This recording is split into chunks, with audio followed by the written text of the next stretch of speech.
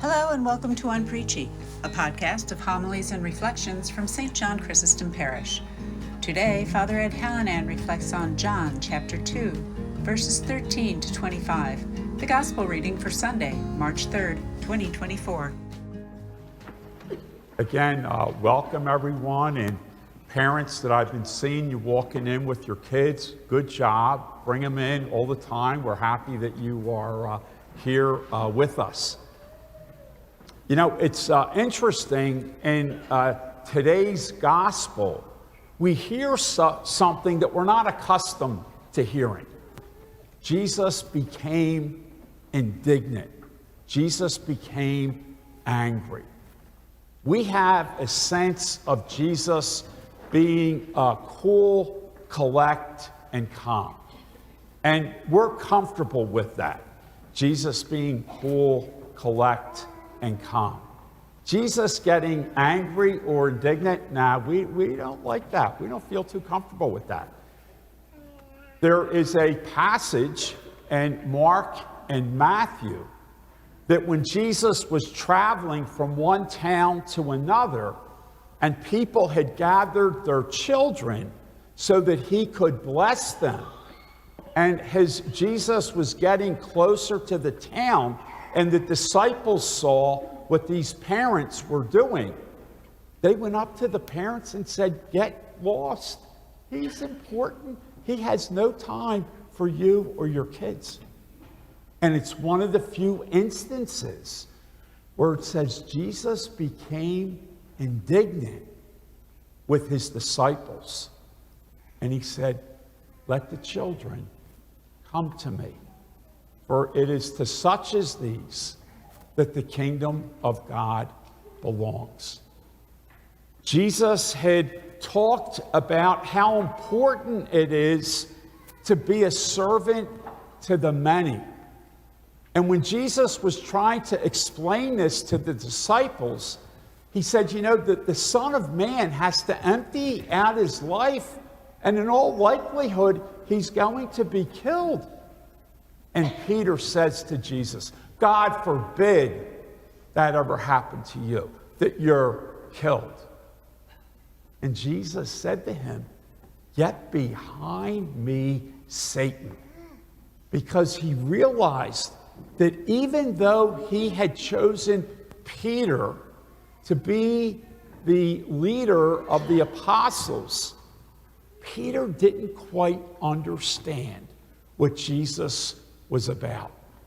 And so it said he became indignant and angry. And then today, Jesus is on his way to the temple. And for years, the temple is where the people experienced God. But as Jesus was walking through the temple, he saw all of these abuses that were taking place in the temple at the expense of God. And he realized that the temple no longer was a place for people to experience God. It was no longer a place for the people's holiness to get nourished. But the temple had become an economic center where those who were fortunate enough to have businesses in there were making lucrative salaries at the expense of common people who journeyed to go to the temple, who didn't have a lot of money in the first place. And so they were bringing what they had. And these money changers and the sellers of doves and oxen, they were making money off the back of the poor. And the Roman government, they loved the temple, not because it was about God. They were all about Caesar. There is no God but Caesar. They wanted to keep their thumb on the Jewish people. They wanted to keep their foot on their neck, keep them down, keep them oppressed. the religious authorities that were in the temple, they weren't happy about bringing people to God. They too were into, we are important, we are powerful, we have prominent positions, and look at the way people do homage to us. So Jesus, seeing all these things, gets a whip and he begins turning over the tables, whipping all those who were not there for the glory of God and expelling all of them from the temple. What Jesus was trying to teach us was that temple died. It wasn't offering anything life-giving to the people. And so Jesus' new understanding of himself was that he was the new temple, and that people no longer identified with the people, they no longer identified with the temple as their identity with God, but rather Jesus is the new temple. Jesus is the one in whom we place our trust, we place our love. Jesus is the center of our lives.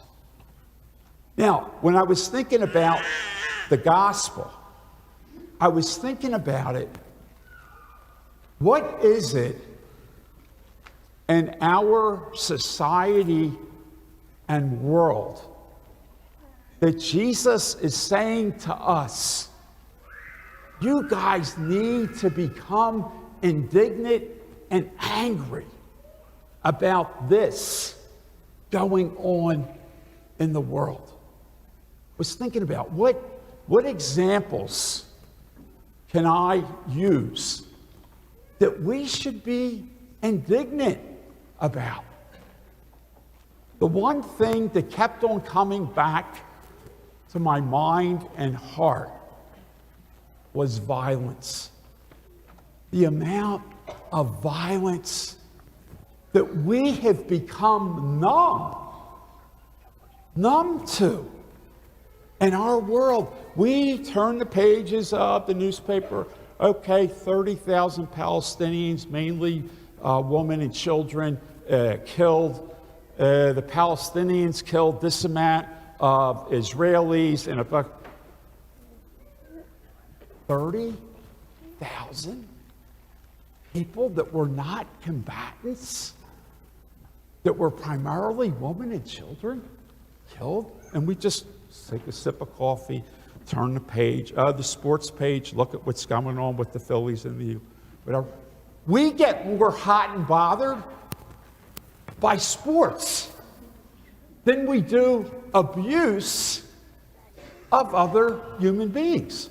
Turn on WIP and you'll hear people angry and indignant.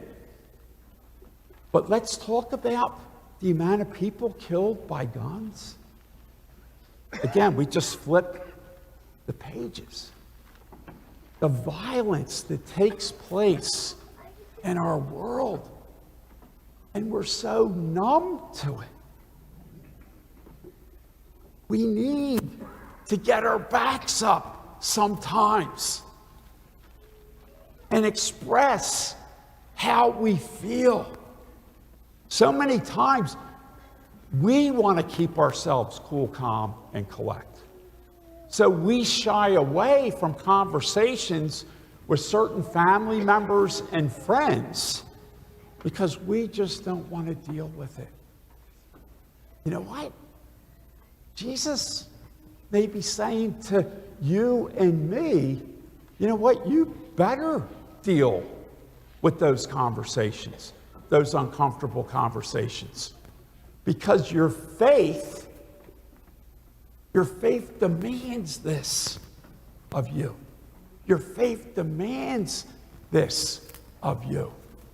I love that gospel today because Jesus is not a robot. Jesus is not this perfect physical, mental being that comes down to earth. He's got emotions and feelings and beliefs. And his beliefs drove him to the cross. We're afraid about ruffling from some feathers. His confronting of evils brought him to the cross. When he did what he did today in that gospel, he sealed or signed his death warrant. Matthew, Mark, and Luke, they have the story of Jesus in the temple. John, the Gospel of John, which oftentimes doesn't have anything from Mark, Matthew, or Luke, they have this.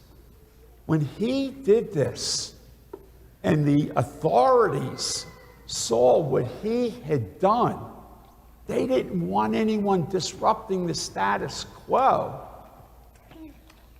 He signed his death warrant.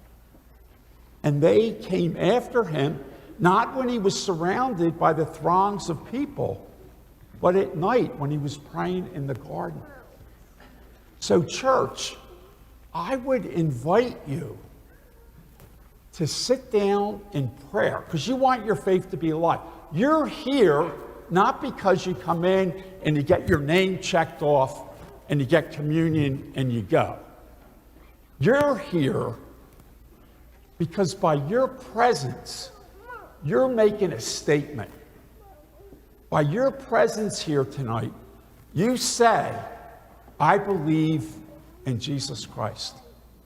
I believe in the gospel. And I try to make Jesus and the gospel the center of my life. And that's